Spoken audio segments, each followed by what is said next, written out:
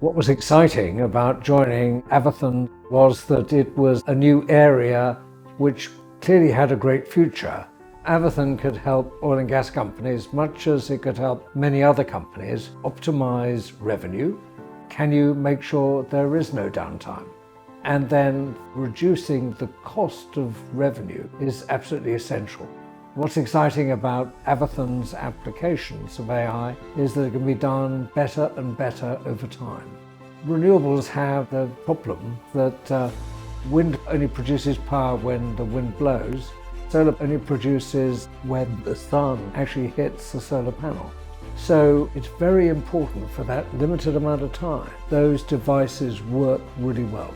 So that's what Avathon does for the renewable energy business. It's the availability of the equipment to produce power.